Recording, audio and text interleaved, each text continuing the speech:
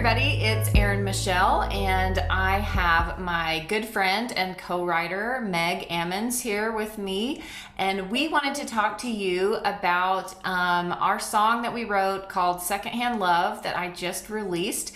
And with all the songs on this project, I've been doing devotionals by pastor friends, but I thought for this song, since it's kind of unique on the project, I really wanted to just have a conversation with Meg about our experience writing it and why we connected with this song. So hopefully that you'll be able to connect with it too. Thanks for joining me, Meg. Thanks for being my most fabulous, talented co-writer on this song. Always a pleasure. Always a pleasure. I love writing with you. It's great. The album is called Pariah, and basically it's a concept album where each of the songs is inspired by a different biblical person in a time in their life when they felt like they were an outcast. And so I had a couple songs already written when I got the idea to make this a whole album. And so then I started to think, who are some biblical people that my brain just goes straight to when I think of someone who's an outcast? And Leah, Jacob's wife from the book of Genesis, was one of the first people that jumped out to me. Like, if anyone could say they were an outcast and struggled with feeling that way, Leah had to be one of those people. And so I knew I wanted a Leah song on the project. I didn't know if any other writer would want to tackle a Leah song with me. So I was glad that, Meg, I was glad that you would do that. So could you tell me how you connected with it? Yeah. I will just always remember how that felt like we talked about real life kind of stuff. And it wasn't just like, let's try all of our songwriting tricks and things like that. I feel like we really hit real things. And I know for me, she felt unloved. And from what we know about her and what we read about her, that was probably a lifelong struggle. We don't ever really see that was resolved on earth, and things like you shared.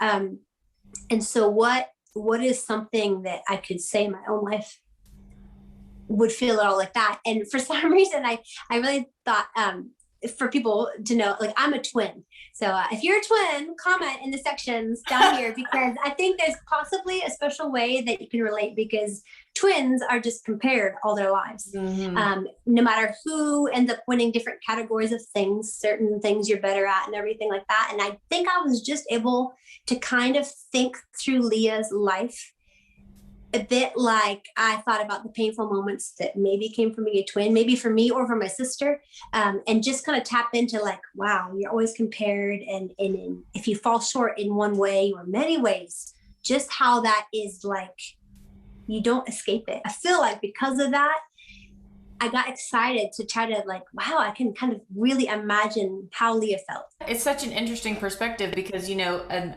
this song is obviously not autobiographical for me or you in the sense that we both have happy marriages. And so this was not a song about our husbands. We want to make that clear. But I think it's interesting that you bring up being a twin, because that's a relationship that you can't get out of. You can't just be like, oh, well, this is toxic, I'm walking away. You're always going to be a twin, right? Yeah. As you're growing up, in the same way that she couldn't, in her culture, she couldn't get out of that marriage. She was there, and she had to confront it every single day. And for me, I think the part of it I connected to was, I thought back to in my past dating relationships, really even more like professional relationships. Yes, I was going to say that too. Yeah, where people, I felt like, look, I've got value, I've got worth. Like, why can you not see that? And there's nothing you can do to prove yourself to some people. They're just never gonna love you or respect you or treat you like the way you want to be treated. And it doesn't matter what you do. And I feel like that's an emotion that everyone feels. Yeah, it's not a marriage for a lot of people, or hopefully most people. But I thought of some co-working situations a few times in my life. I just remember, like, for some reason, it was like a new person coming in to a scenario, and they were just like a sudden new favorite. Mm-hmm. And over here, I'm like, I feel like I had tried to be the one who was faithful, and I was just outshined by someone new. But I just remember those feelings of like being passed over, just passed over and someone has moved on, or I was not in the inner circle and I kind of wish to be. A few times in my life I've had that feeling. And so just all those things, whether it's rejection or loneliness and all the things that come with these scenarios we're talking about, I think that is probably all is part of Leah's story. And so tapping into our lives, it's like I just felt suddenly such a strong connection. I probably had never really identified with her really strongly before. I appreciated her story, but like us taking time to read through it, I felt like I was feeling her pain. Like, why do you think there's value in us taking the time to write these songs and release these songs that are really songs of lament? I mean, lyrically, if people find the lyrics, I'll put them below. The only kind of redemptive Christian part of this is where we get to the chorus where she says, well, at least heaven will remember me and God has not forgotten me. But the rest of the song is really just an honest lament. And so tell me why you think those songs are important. Because they're honest, for one. Because what I feel like we don't need is more songs that just gloss over like suffering, because that, I don't know, it might kind of feel like a nice Band-Aid, but I think any kind of healing and ultimately the hope we would like to have has to start when we're honest with where we are and why we're struggling with something.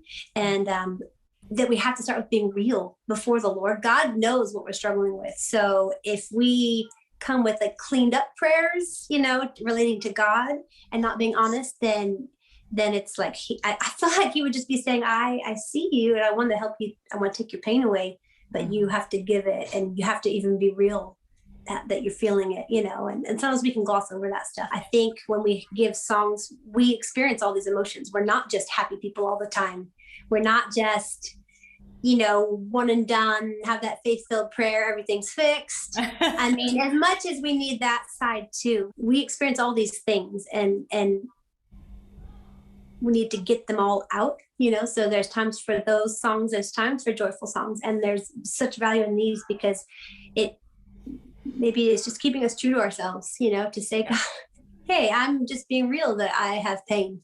Yeah. And I think that helps us move forward out of the pain, hopefully, or gain perspective, but we have to admit that it's there first. And so if we can give voice to someone's like heart cry, I just feel like, wow, I accomplished something that was worth doing, because maybe someone is walking a little bit lighter or feels a little less alone. Right. Because they found this song, I love that. I love how you said that healing has to be, you have to come to a place of honesty before you can work through real healing. And I think for me too, like I feel compelled to write this kind of stuff exactly like you said, for the honesty, and that I feel like nothing against encouraging music. I think, like you said, it's absolutely necessary, but I think we are naive if we think every artistic expression, like every problem's going to be resolved in a 3-minute song. Like sometimes we just need to sit with the hurt, and that's okay. There's enough of a big, deep thought there just to kind of sit with that hurt and acknowledge it.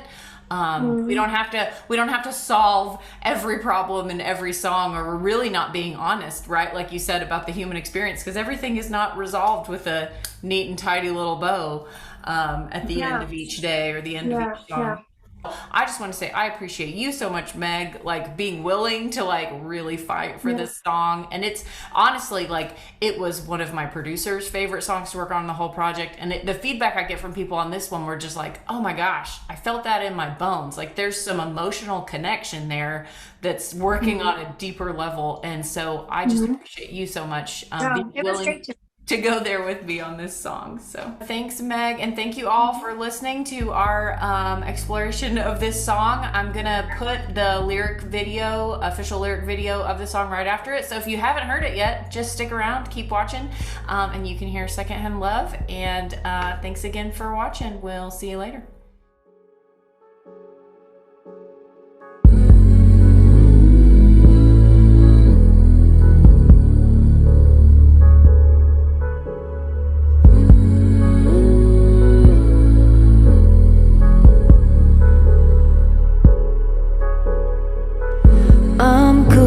But somehow not enough. I'm faithful, but it doesn't seem to matter much.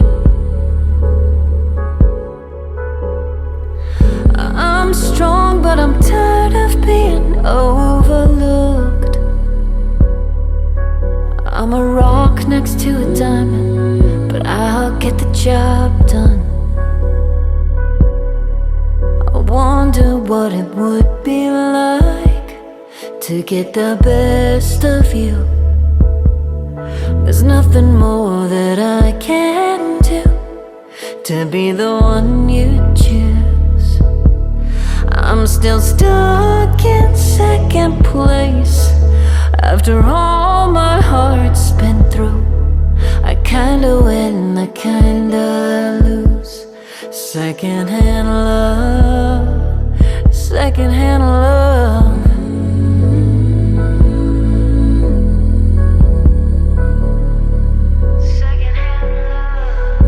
I'm here for better or for worse. I'm okay, but still sometimes it hurts. I keep trying to prove to you what I am worth. Always living in a shadow, waiting for my turn. I wonder what it would be like to get the best of you. There's nothing more that I can do to be the one you choose. I'm still stuck in second place after all my heart's been through. I kinda win, I kinda lose. Secondhand love, secondhand love.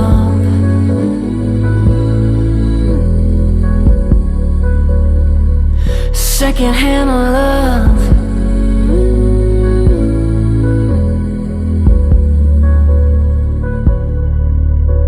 And heaven will remember me, 'cause God don't make mistakes.